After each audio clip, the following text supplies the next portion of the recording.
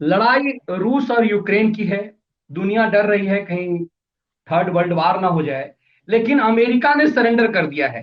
कई लोग कहते हैं कि अमेरिकी राष्ट्रपति जो है वो सोनिया का मनमोहन सिंह हो गया, और वो एकदम से मनमोहन सिंह के स्टाइल में हो गया। और जिस बाइडेन के लिए हमारे यहाँ के लिबरल दलाल ये चाह रहे थे कि कैसे ट्रंप हटे और ये क्रांतिकारी आ जाए, आज आ गया और विश्व की सबसे बड़ी शक्ति सरेंडर की हुई है। रूस हमारे लिए हमेशा मायने रखता रहा है, आज भी मायने रखता है। लेकिन जिस यूक्रेन ने हर मोर्चे पर हमारे साथ दगेबाजी की, उस यूक्रेन ने हमें गीता का पाठ याद दिलाया।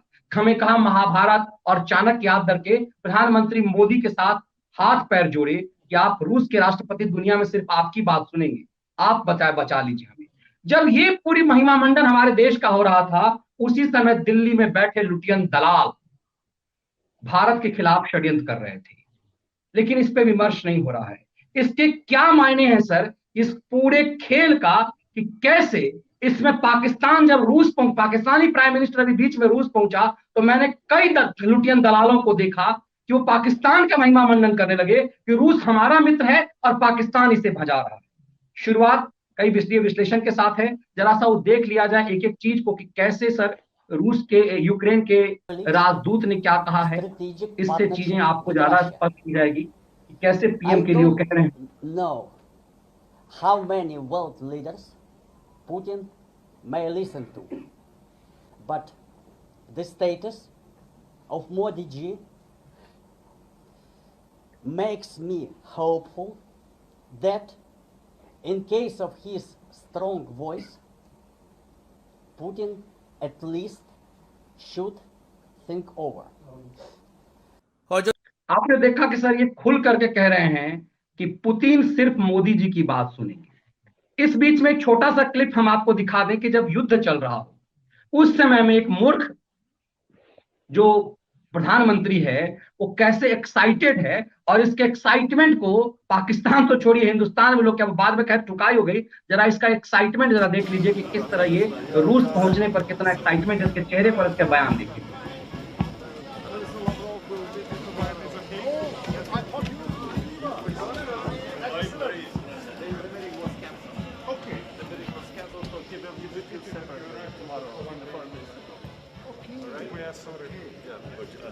Let me tell you, we are so excited coming to Moscow. Thank you. It's a good time. President Aliyev just left Moscow. President Aliyev Yes, Azerbaijan, yes. just left I saw couple of him. minutes before you. I saw him on television. Yeah, he I just saw left. him, yeah. So, Prime Minister, wish you a very good Thank you. meeting tomorrow. Thank you. So, see you tomorrow. I'll look We're at your forward. disposal. Yeah, thank you. Excitement देखा sir आपने उसका। हाँ, sir ऐसे condition में जब Ukraine कह रहा है कि महाभारत की याद दिला रहा है, किस तरह से द्रौपदी का चीरहरण हुआ और उस समय चुप्पी भारी पड़ी, उसी यूक्रेन को, जिस यूक्रेन ने, हमने जब परमाणु विस्फोट किया था 98 में वाजपेयी जी की सरकार के समय, हमारा विरोध किया। स्थायी सदस्यता के लिए एक रूस हमारे साथ रहा, हमारा विरोध किया। और हर जगह पे कश्मीर मामले पर अपना एजेंडा इसका रहता है। इसके बावजूद भारत ने इस विपदा की घड़ी में यूक्रेन के लिए सिंपैथी दी, और प्रधानमंत्री मोदी ने इनके कहने पर रूस के राष्ट्रपति से बात भी की है। लेकिन पूरे भारत में अपने ही देश के खिलाफ षड्यंत्र, जबकि हम कहीं नहीं है, क्यों मोदी के खिलाफ इतना बड़ा षड्यंत्र चल रहा है पूरे लुटियन दलाल का?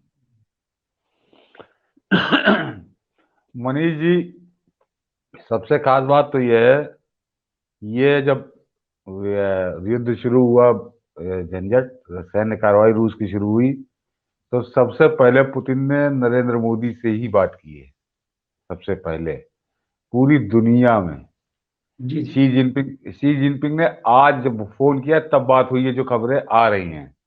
अन्यथा सबसे पहले तो थप्पड़ इन लोगों के मुंह पे है कि पुतिन, मतलब प्रधानमंत्री नरेंद्र मोदी का कद वैश्विक राजनीति में, वैश्विक कूटनीति में क्या कद है उनका।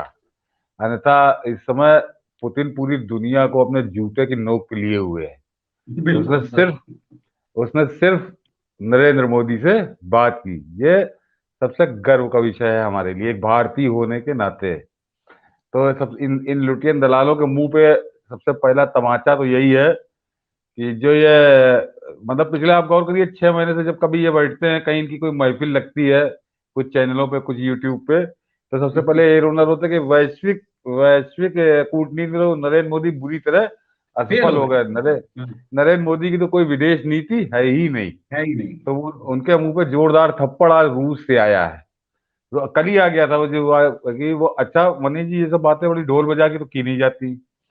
दूसरे वो आपने सही कहा कि ज्ञान दिया जा रहा है ट्विटर पे कुछ कुछ न्यूज चैनलों पे कि भारत को बोलना चाहिए, भारत को हस्तक्षेप करना चाहिए, भारत को यूक्रेन की मदद करनी चाहिए या भारत का क्या रुख होना चाहिए। इस पे बड़े बड़े प्रवचन हो रहे हैं 5 बजे से 9 बजे तक।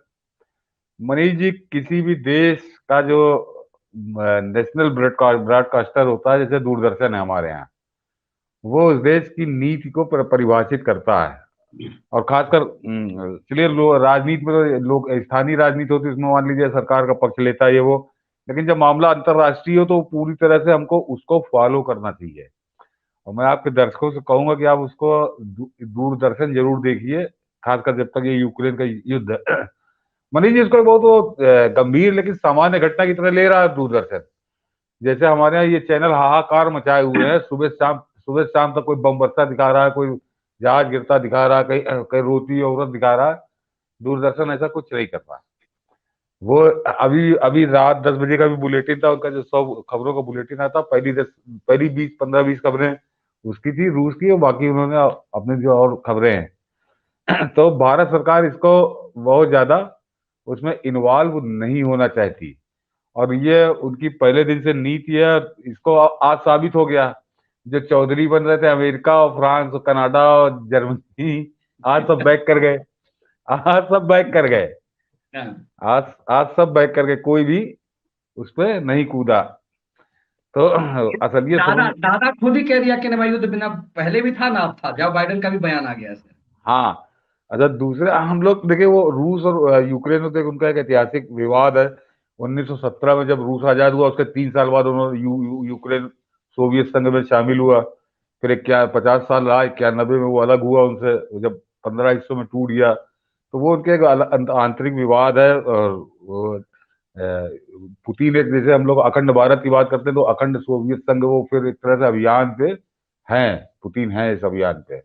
और लोग भूल जाते हैं अभी 7 8 साल पहले एक क्रीमिया एक देश था उसका कब्जा तो उन्होंने किया ना, तब भी इन लोगों ने ऐसे ही नाटक किया था, लेकिन वो क्रीमिया पे कब्जा हो गया था पुतिन का और पूरी दुनिया कहीं कुछ कर नहीं पाई थी। ये प्रतिबंध का नाटक खेला गया था, लेकिन उसके बाद वो सब कुछ सामान्य हो गया। और मनीष जी ये जो दो महाशक्तियां कभी लड़ेंगी नहीं आपस में, ये इसका बहुत बुरा हश्र देख चुकी है दूसरे विश्व युद्ध में। यह जितना बयानबाजी से काम चल जाए नहीं तो उसके बाद ये छूट दे देती है कि तुम्हारे जो मन में आए तुम करो, ये एक जो है दूसरे को छूट दे देती है। लोगों को ध्यान नहीं याद भूल जाते हैं जब सद्दाम हुसैन एक तरह से वो पाला हुआ था रूस का, एक पूरी तरह से 2 खेमों में दुनिया बटी थी और सद्दाम हुसैन को बहुत बुरी तरह से निपटाया अमेरिका ने, लेकिन रूस जो है फौज नहीं उतारी रूस ने और सब का हरकतें की। उससे ज्यादा रूस का बहुत करीबी था वो कर्नल गद्दाफी लीबिया वाला, तो उसको भी बहुत मतलब उसको तो तरह से कुत्ते की मौत मारा, सड़क पे मारा उसको बिल्कुल घसीटते हुए। लेकिन रूस ने अपने जहाज आज नहीं भेजे, फौज नहीं उतारी थी, डांटता डपटता रहा, इसका हो गया तो हो गया। तो ये जो हम मैं इसलिए कह रहा हूँ कि अपने यहाँ पिछले 4 5 दिन से न्यूज चैनल विश्व युद्ध ये मतलब ये विश्व युद्ध कराने को आमादा हो गए। सवेरे 6 7 बजे शुरू होते हैं और रात मुझको हंसी आती है और रात 11 12 बजे तक ये विश्व युद्ध ही कराते रहते हैं, महायुद्ध विश्व युद्ध। हाँ और ये हमेशा इनका ये धंधा है, ये कोई सैन्य झड़प होती है और ये विश्व युद्ध कराना। तो मनीष जी ये चलिए हमारे आपकी तो हंसी की बात है, लेकिन ये आम आदमी को डराते हैं, ये भय बेचते हैं, ये सनसनी बेचते हैं, भय बेचते हैं। एक सामान्य घटना को ये दो राह इतनी बड़ी दुनिया है, एक उनका आपसी विवाद है उसको कब्जा हो जाए, करीब करीब सरेंडर हो ही गया यूक्रेन और अमेरिका भाग खड़े हुए हैं, कोई मुद्दा नहीं है। कहाँ कौन विश्व युद्ध करने जा रहा, कोई नहीं कर। लेकिन आप मतलब दर्शक देख रहे होंगे रात दिन इन्होंने यही माला जपनी शुरू कर दी है। तो ये भय बेचते हैं, सनसनी बेचते हैं और कुछ नहीं करते। तो यही कहना चाहूंगा कि अगर आप यूक्रेन और रूस के युद्ध के विषय में सही ढंग से अपडेट होना चाहते हैं, सही जानकारी चाहते हैं, तो केवल दूरदर्शन को देखिए उस खबरों के लिए, और उसमें आपको सही खबर। और दूसरी चीज, हमारी मतलब भारत की क्या इस समय नीति है, भारत का क्या स्टैंड है उस पूरी घटनाक्रम को लेके, उस पर वो आपको बहुत स्पष्ट हो जाएगा। और मैंने कहा ना कि बहुत निश्चिंत रहिए, इन जो न्यूज चैनल इनकी नौटंकी में मत फंसिए। आप इससे अंदाजा लगा लीजिए कि पुतिन ने कायदे से तो केवल नरेंद्र मोदी से ही बात की है। शी जिनपिंग से तो उसकी पुतिन की बातचीत तब हुई जब शी जिनपिंग ने फोन किया, अन्यथा अपनी तरफ से पुतिन ने फोन नहीं किया था। जी जी। अपनी तरफ से पुतिन ने पूरी दुनिया में सिर्फ नरेंद्र मोदी से बात की है। और ये जो लुटियन दलाल बैठे हैं, जो मेन इन पे आया जाए, ये केवल इसी चक्कर में लगे हुए हैं कि किसी तरह से नरेंद्र मोदी इसमें बयानबाजी शुरू कर दें, इन्वॉल्व हो जाए और कुछ ना कुछ उपद्रव शुरू कर दें। मनीष जी, बहुत बड़ी चीजें दांव पे लगी हैं। देखिए, ग्लोबल वैश्विक अर्थव्यवस्था है, तो भारत के जो हित हैं वो रूस से भी है और अमेरिका से भी है, जापान से भी है, जर्मनी से भी है। जापान से हमारे बहुत अच्छे रिश्ते हैं, और रूस से बहुत महत्वपूर्ण हथियारों के सौदे हुए हैं, बहुत हथियारों। तो ये चाहते हैं कि मतलब कल एक मैं देख रहा था चैनल के ना, तो अब नरेंद्र मोदी की मतलब वो जश्न मना रहा था इसका कि नरेंद्र मोदी की एक तरफ कुआं है, एक तरफ खाई है। इस बात को बिल्कुल। बड़ी प्रसन्नता से वो बता रहा था। तो वो नरेंद्र मोदी, मूर्खों को समझ नहीं आता, नरेंद्र मोदी इस तरह की कुएं और खाई के बीच में ही पिछले 6-7 साल से चल रहा है, बहुत सफलतापूर्वक चल रहा है।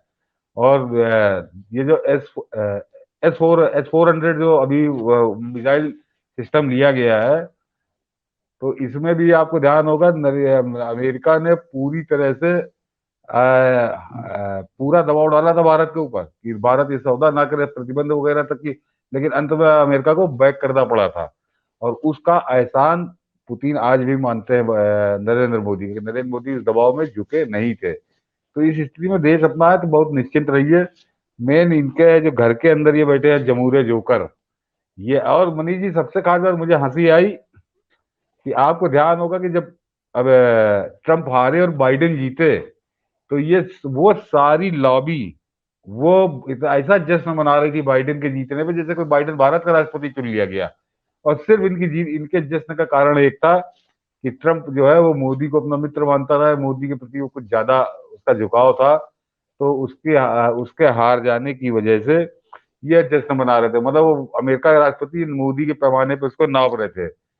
लेकिन अब इनकी समझ आ कि देखिए मनीष, ये पूरे घटनाक्रम में अगर किसी आदमी की सबसे ज्यादा बेइज्जती हुई है तो वो जो बाइडेन की हुई है। बिल्कुल वो, बिल्कुल।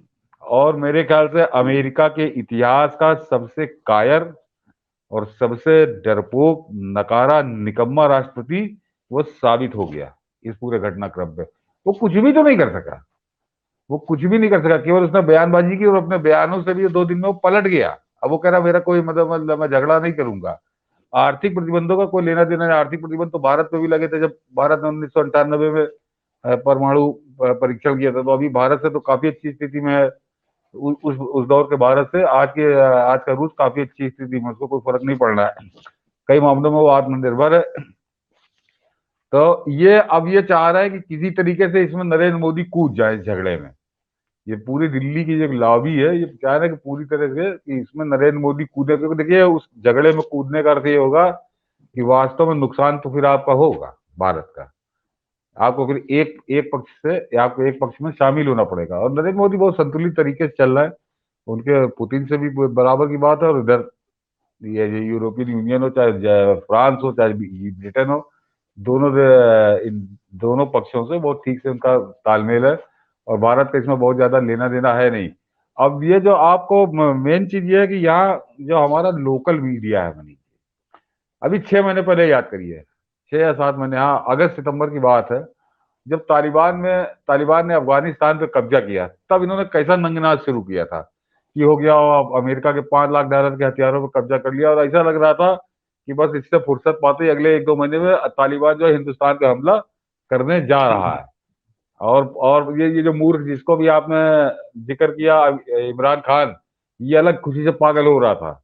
और मनीष जी, मैंने उस समय भी अपने फेसबुक पे लिखा था कि थोड़ा रुक जाइए, मौसम बहुत जल्दी बदलेगा। और ये जो ये भूखा नंगा कंगाल अनपढ़ तालिबान, ये अपने खाने के लिए तरसेगा हिंदुस्तान पे, तो इसका हमला हमला कर, और ये सब ऐसे ताने हुए थे कि बस अब अगले 1-2 महीने के अंदर ये कश्मीर में घुस जाएंगे तालिबान। और आज वही हुआ कि वो तालिबान भूखों मरने लगे, दवा और राशन अनाज हिंदुस्तान भेज रहा है, और वो उन वही तालिबान आज जम के ताल ठोक रहे हैं पाकिस्तान के खिलाफ। पाकिस्तान के खिलाफ है। और नॉर्थ वेस्ट फ्रंटियर जो है उनका, वो पूरी तरह से एक तरह से कब्जा हो गया तालिबान का, और वो पाकिस्तान में बहुत जल्दी घुसेंगे, बहुत जल्दी। तो ये जो मूर्ख मूर्ख प्रधानमंत्री जो आज रूस में बता रहा था कि मैं बड़ा एक्साइटेड हूँ, ऐसे तब भी बहुत एक्साइटेड था। और उस समय भी अगर आपको ध्यान हो तो ये जितना यहाँ का मीडिया था वो बार बार, रवीश कुमार ने तो पूरा एक प्रोग्राम कर डाला था कि प्रधानमंत्री नहीं बोल रहे हैं, विदेश मंत्री नहीं बोल रहे हैं, रक्षा सचिव नहीं बोल रहे हैं, विदेश सचिव नहीं बोल रहे हैं, आखिर ये क्यों नहीं बोल रहे हैं। लेकिन इनकी सारी सलाहें जो प्रधानमंत्री कार्यालय है नरेंद्र मोदी का, वो उसको रद्दी चोकरी में डाल देता है, वो अपने हिसाब से चलता है।